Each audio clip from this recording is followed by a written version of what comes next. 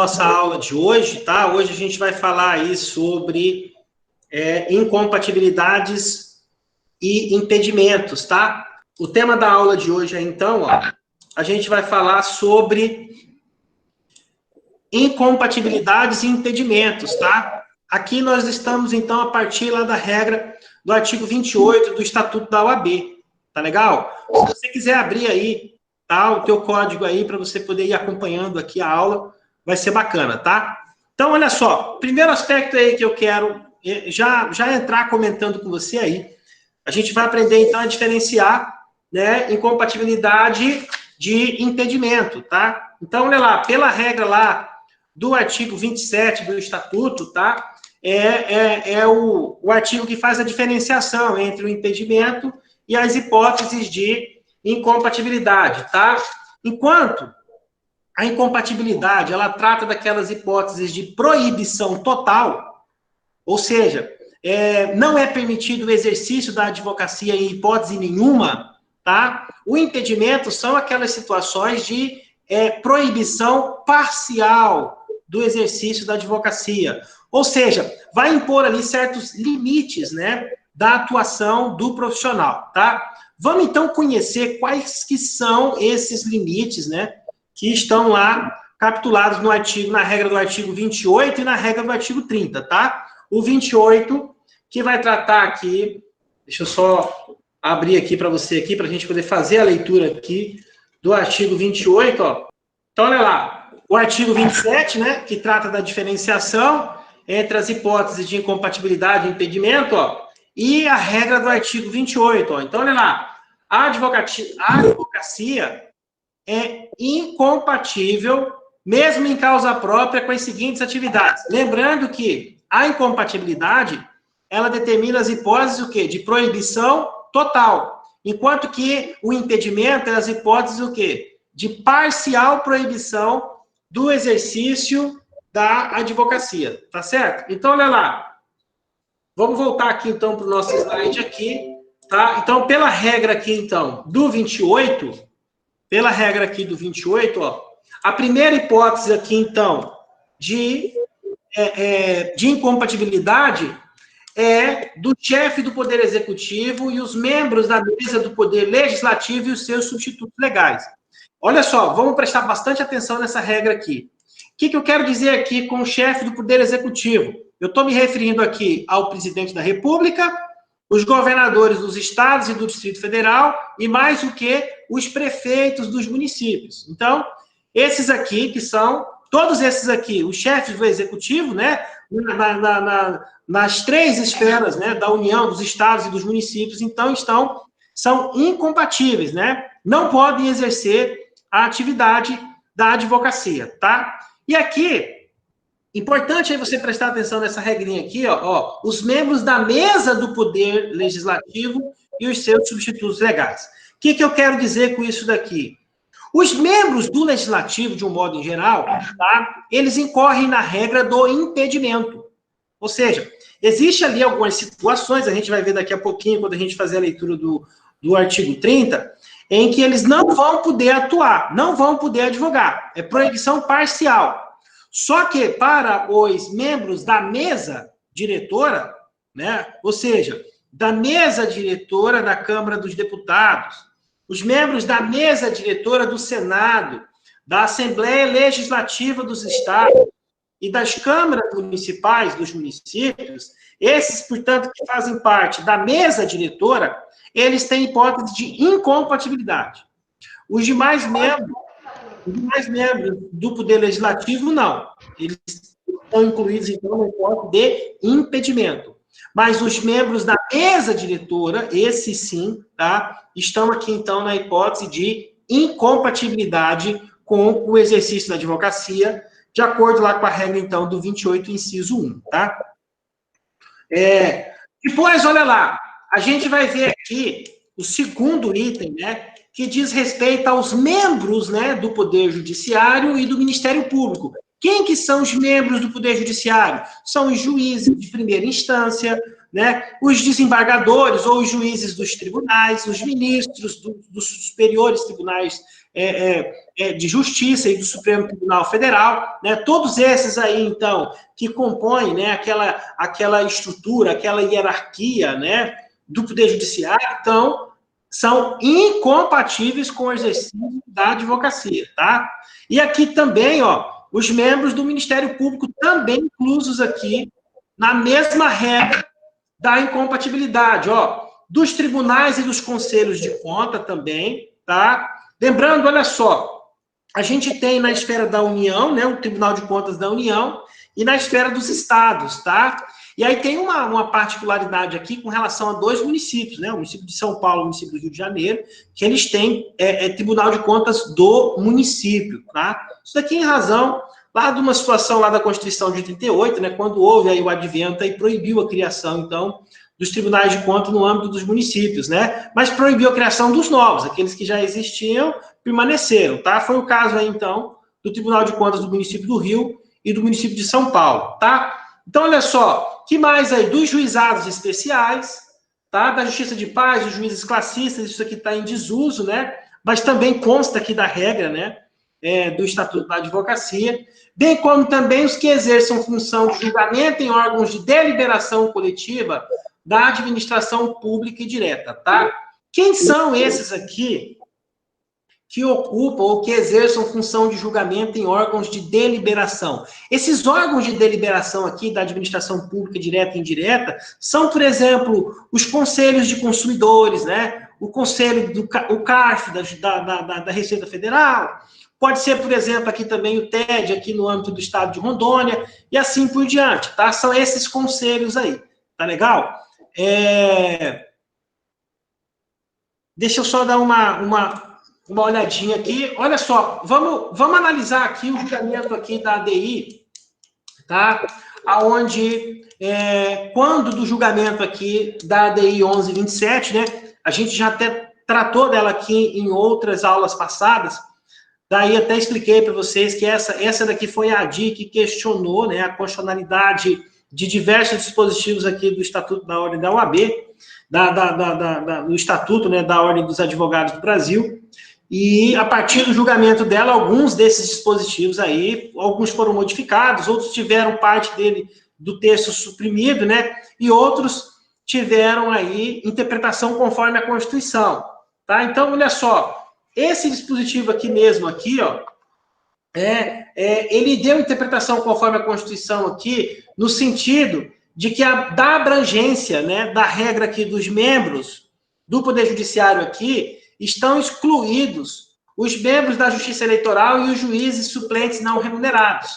Essa decisão aqui foi tomada por voto da maioria dos ministros do STF. Da mesma forma, né, a incompatibilidade aqui não se aplica aos advogados que participam dos órgãos de deliberação coletiva da administração pública, direta ou indireta, na qualidade de titulares ou suplentes, como representante dos advogados. Então, olha só, o que está dizendo aqui para você aqui? Olha, com relação aqui à Justiça Eleitoral, tá, vai recair aqui na regra do impedimento e não da incompatibilidade, tá? E quando for aqui também os órgãos de deliberação, a mesma coisa. Ao invés de você recair lá na regra geral da incompatibilidade, daí a interpretação, né, que o STF deu aqui conforme a Constituição aqui, foi para poder passar para a regra do impedimento, né? Ou seja, ao invés de você aplicar a proibição total, daí você vai aplicar aqui apenas a proibição parcial, de modo que ele não vai poder, então, advogar contra a fazenda que o remunera, tá? Perante os órgãos que atuam enquanto durar a investidura. Tá até aqui no finalzinho aqui, tá? Da redação aqui que eu destaquei para você aqui. Então, só para a gente poder pontuar aqui de novo. Regra geral aqui, então, é da incompatibilidade dos membros do Poder Judiciário e dos membros do Ministério Público e dos tribunais e os conselhos de conta, mais os juizados especiais. Beleza? Tranquilo até aí? Quanto à Justiça Eleitoral e os membros, né, dos órgãos de deliberação coletiva, daí até voltando aqui a explicar de novo para vocês aqui, são aqueles órgãos lá como o CARF, por exemplo, em que você tem o representante aqui dos advogados, tá? Então, existem alguns conselhos aqui de deliberação aqui, que a OAB faz a indicação de um representante. Então, tanto no caso aqui da Justiça Eleitoral, quanto desses órgãos aqui, não aplica a regra geral da compatibilidade, incompatibilidade, mas sim a regra do impedimento. Tá ok? Fechou aqui, pessoal? Então, vamos um pouquinho para frente aqui, então. E daí a gente chega aqui, então, no inciso 3º, ó. Terceira regra aí da incompatibilidade são para os ocupantes de cargos ou funções de direção em órgãos da administração pública, direta ou indireta, em suas fundações e em suas empresas controladas ou concessionárias de serviço público, tá? Então, para aqueles lá que exercem o cargo de direção, cargo de função de direção, tá? Os demais vão entrar na hipótese do impedimento, daqui a pouco a gente vai falar sobre isso daqui. Aqui, no inciso 3 aqui, fala apenas daqueles que exercem cargo de direção, tá ok?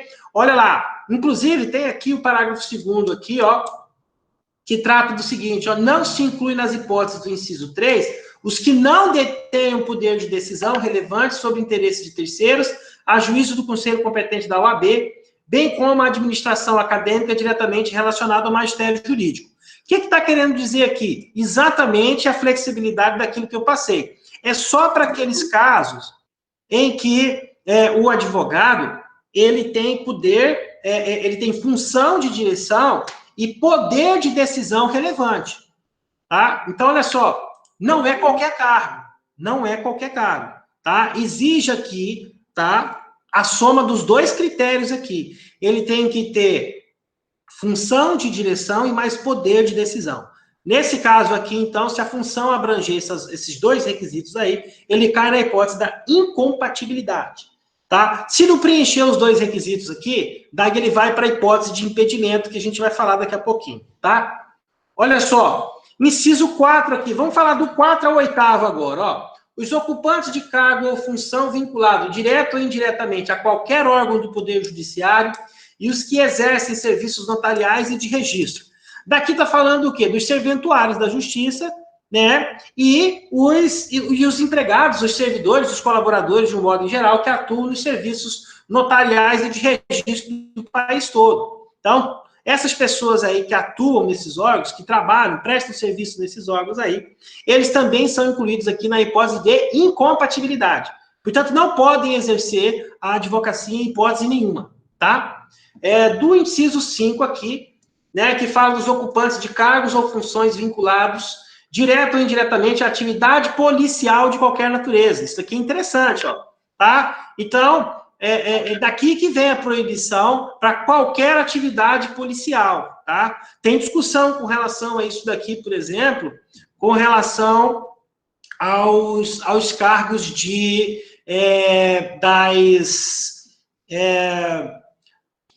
daquelas guardas municipais lá, tá? Isso daqui tem uma discussão aqui em cima disso daqui, tá? Alguns entendem aí que a função, né, a natureza do cargo não é de natureza policial, então ele não entra na regra da incompatibilidade, e sim na regra do impedimento, tá? Mas, enfim, a regra está aqui. A regra geral é qualquer atividade de natureza policial, tá? Daí, olha só aqui, o inciso 6, né, que trata dos militares de qualquer natureza na ativa. Olha aí, interessante você fazer essa observação aí.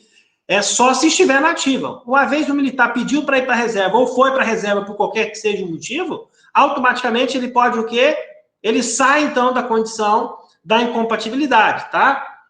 O inciso 7, ó, que trata aí dos ocupantes de cargos ou funções que tenham competência de lançamento, arrecadação, fiscalização de tributos e contribuições para fiscais, tá? Aqui são todos aqueles servidores, então, todas aquelas pessoas que prestam serviços nos órgãos fiscais, tá? Do Estado, tá? Isso daqui nas 3 esferas, tá? Tanto no âmbito do Estado, da União, do município, tá?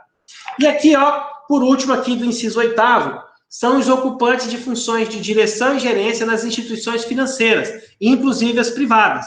Ou seja, aquelas pessoas que também prestam serviço ou trabalham nos bancos, seja ele entidade pública, de economia mista ou privada, tá? Mas olha só, somente para os ocupantes de função de direção e gerência, tá? Então, os demais empregados aqui do banco aqui não estão na hipótese da incompatibilidade. A gente vai ver daqui a pouquinho que a gente pode enquadrar eles aí, dependendo da situação, na hipótese de impedimento, tá? Mas de incompatibilidade, somente, então, para os que exercem funções de direção e gerência em instituição financeira. Tá ok, pessoal? Então, olha só, regra aí do parágrafo 1º, é importante você registrar isso daí, ó. A incompatibilidade permanece mesmo que o ocupante do cargo ou função deixe de exercê-lo temporariamente. Ou seja, se o contrato for suspenso, outra situação, se ele entrar em licença, férias, que mais aí? Licença não remunerada, não importa, pode ser qualquer hipótese aí de suspensão, interrupção, desde que for temporária, não autoriza, né, ao exercício da atividade da advocacia, tá? Portanto, essa desvinculação aqui, ela tem que ser definitiva, tá? E também para esses cargos aí, tá? Alguns deles exigem a quarentena, tá? Então, por exemplo, lá, a hipótese aqui agora do ministro Moro, que acabou de se desvincular, né, da função de ministro, ele não pode ir lá simplesmente e começar a advogar agora, tá? Primeiro porque ele tem uma outra situação lá, que ele não está regular perante a OAB, antes mesmo ainda dele ser juiz, né? Ele já estava, ele já não constava, né, no quadro do Cadastro Nacional dos Advogados, não sei por qual motivo, porque a matéria que eu li não informava qual o motivo, mas ele não constava, tá? Então, em primeiro lugar, ele teria que, né, regularizar a situação dele perante a OAB, tá? Mas, independentemente disso, vamos dizer que ele tivesse com a situação lá regular, e daí tivesse só na hipótese aqui da incompatibilidade aqui. Mesmo nesse caso, como ele estava ocupando um cargo que exige, né, um período mínimo para ele poder exercer outra atividade, né, que eles chamam lá da quarentena, né, do serviço público, nesse caso ele tem que cumprir a quarentena do cargo, para depois, então, ele poder passar a exercer a advocacia, tá ok? Então, olha só, com relação aqui, então, tá, as hipóteses aqui de incompatibilidade, tá, era isso daí que eu tinha para poder passar para vocês, tá? Vamos falar um pouquinho aqui, então, sobre, né, a regra lá do 29, que trata dos procuradores gerais. Olha lá, regra do 29 é os procuradores gerais, os advogados gerais, os defensores gerais e dirigentes de órgãos jurídicos da administração pública, direta, indireta e fundacional, são exclusivamente legitimados para o exercício da advocacia vinculada à função que exerçam durante todo o período da investidura. O que significa isso daqui? Uma vez você assumiu, então, o cargo de procurador-geral, seja do município, do estado, da União, de advogado-geral ou de defensor público, né, geral, né, você não pode exercer nenhuma outra atividade vinculada à advocacia. Isso daqui por conta, então, da regra, o quê? Da exclusividade lá do artigo 29, tá? Do Estatuto, né, da Ordem dos Advogados do Brasil, tá? Por exemplo, quando eu assumi o cargo de procurador lá no município, né, como eu era procurador, eu não era o procurador geral, então eu não estava aqui na regra do 29. Então, eu não estava na hipótese de incompatibilidade, e sim na hipótese de impedimento. Ou seja, eu não podia exercer a advocacia contra a fazenda que me remunerava, né? Então, esse requisito aí eu tive que observar, tanto que eu tive que me afastar de todos os processos, né, que eu constava como advogado da parte contrária do município, tá? Então, eu pedi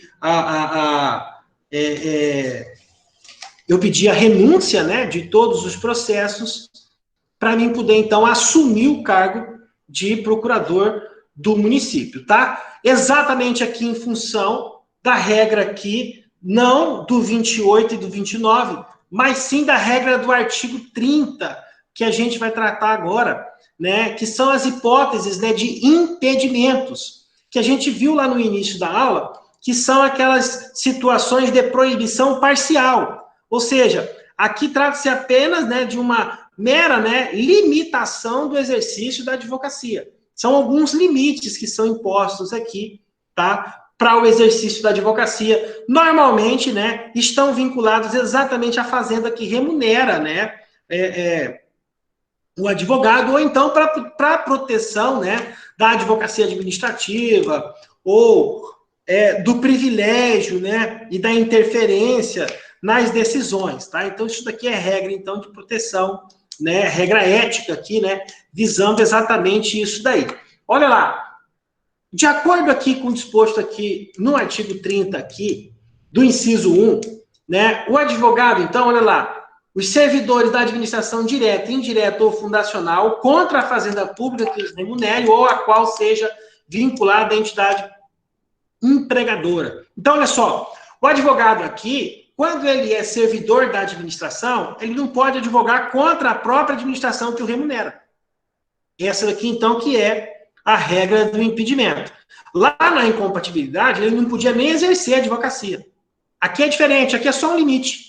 Olha lá, se você for, então, servidor da administração direta, não tiver cargo de gestão, não for membro da mesa diretora, nem membro do judiciário, nem membro do poder, membro do Ministério Público, se não for membro do Tribunal de Contas, não for servidor da Justiça, não tiver exercendo atividade policial, não tiver em nenhuma daquelas hipóteses lá, então, é só isso daqui que você vai observar.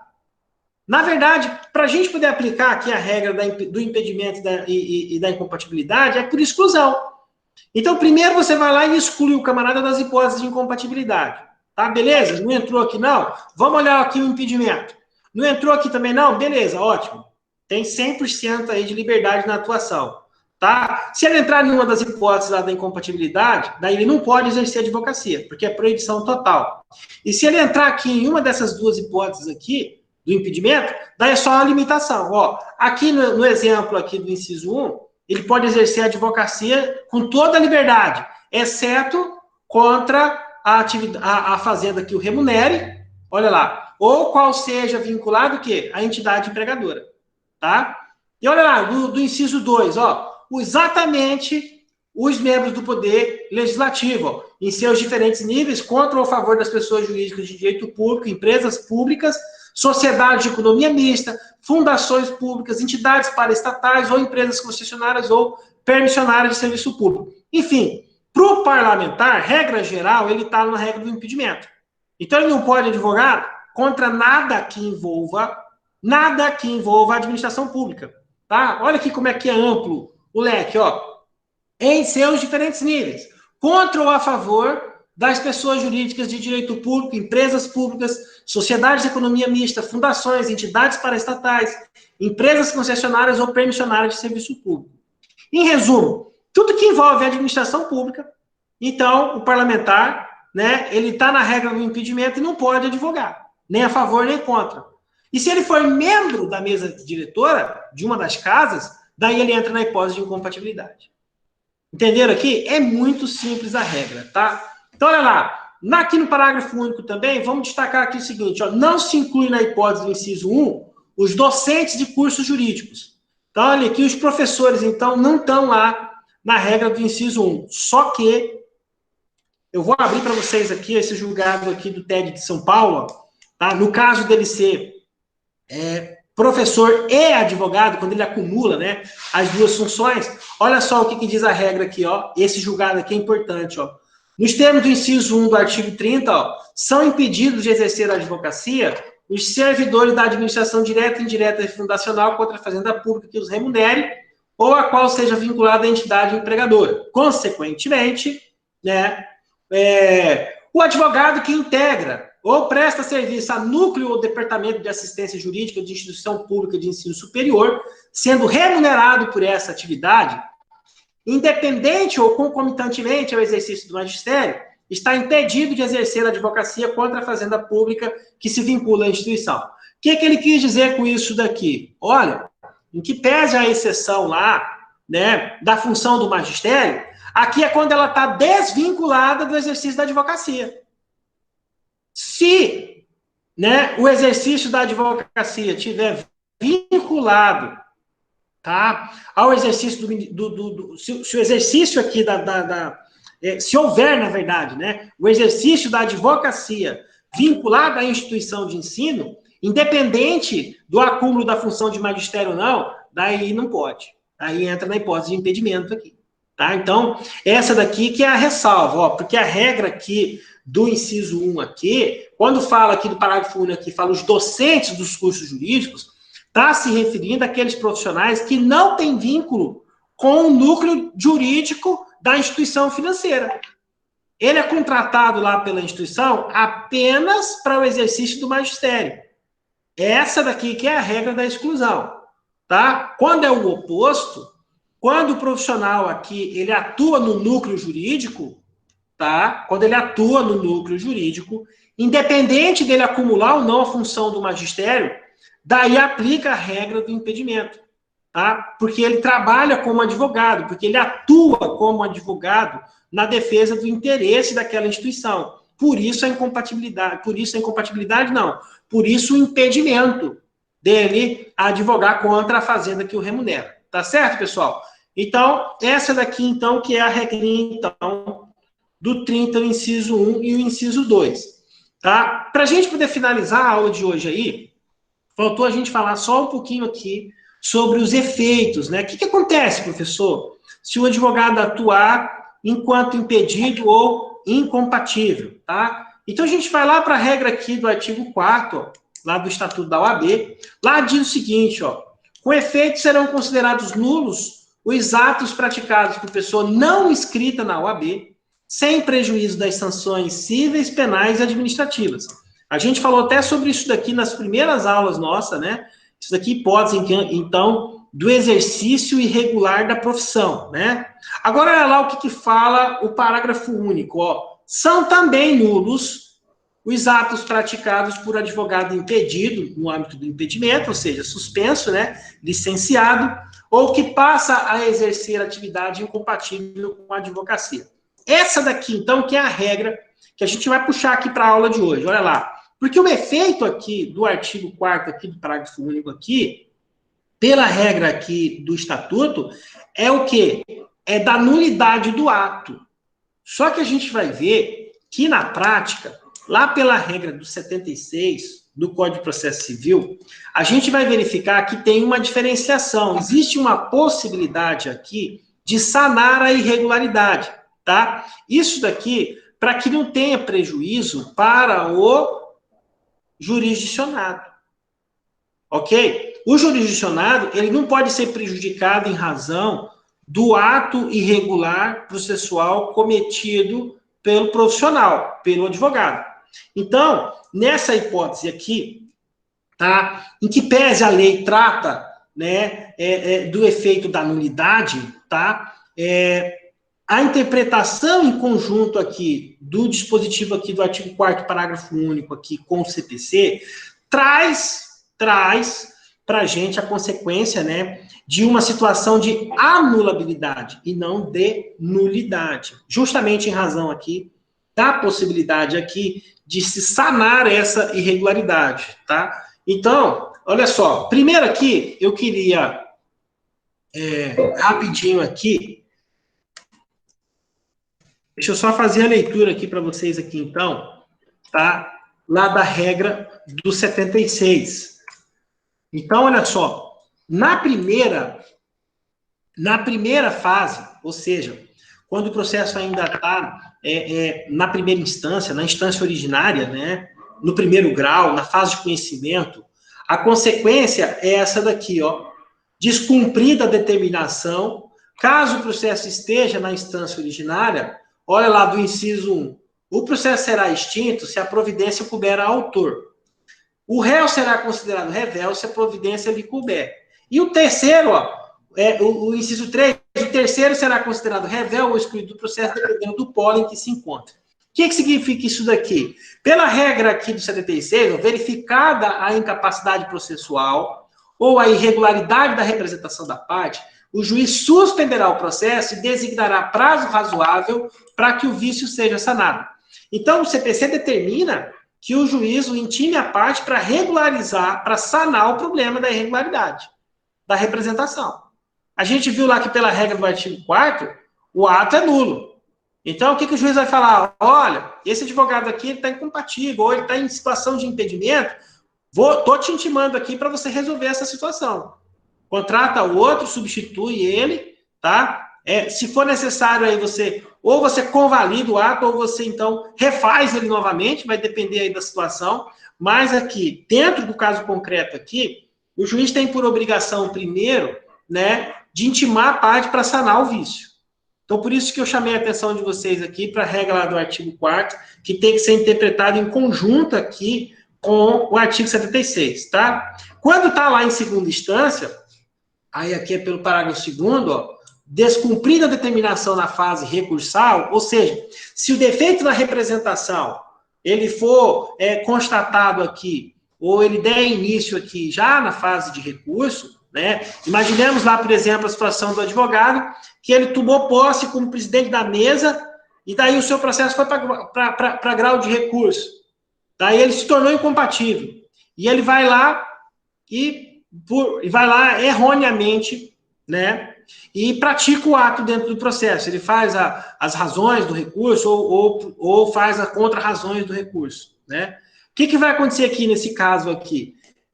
Não vai conhecer do recurso se a providência couber ao recorrente. Então, olha lá, o relator do processo, igualmente, vai dar o prazo para sanar.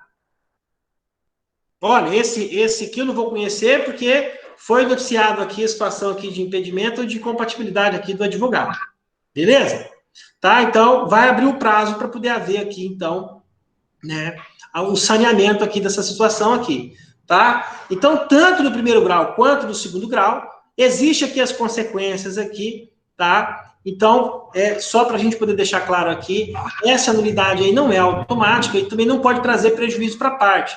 Tem que ser interpretado aqui, então, ó, em conjunto aqui com a regra do 76. Se for na primeira instância, você aplica o parágrafo primeiro, e se for na segunda instância, né, no parágrafo segundo aqui, você também aplica aqui a regra do parágrafo segundo. Olha lá, inclusive, olha lá, se ele não suprir o erro, não vai conhecer do recurso, ó, e existe até a hipótese até de determinar o que? O desentranhamento, né, da peça processual. Então, vejam aqui, então, a consequência, então, da inércia, né, do autor, se ele não corrigir, se ele não sanar o problema, tá? Então, aplica aqui, então, a regra do artigo 4º, lá, o parágrafo único, lá, do Estatuto da OAB.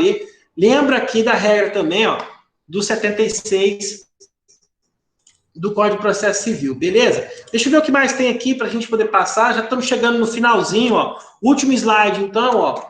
Né? Olha lá, quero destacar aqui, então, só essas 3 situações aqui para a gente finalizar, ó. À luz do sistema da invalidação dos atos, ó, o defeito inerente à capacidade postulatória, portanto, é espécie de nulidade o quê? Relativa. Por quê? Porque admite a sua convalidação.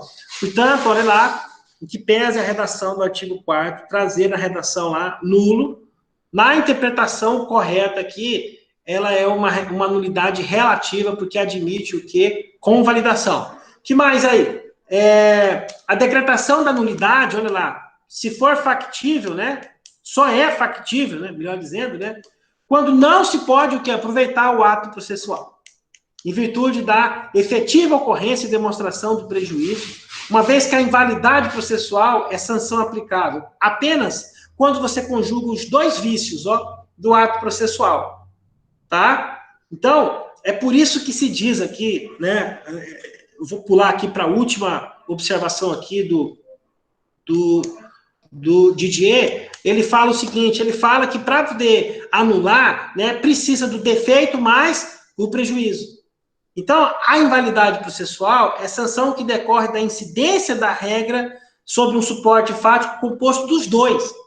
Se não tiver um ou outro, daí não aplica a regra da nulidade. Por isso, né, por isso lá da regra do 76, que abre prazo para poder sanar, então, o defeito, tá? Em que pese, sempre vai haver o prejuízo, mas o defeito, ele pode ser sanado.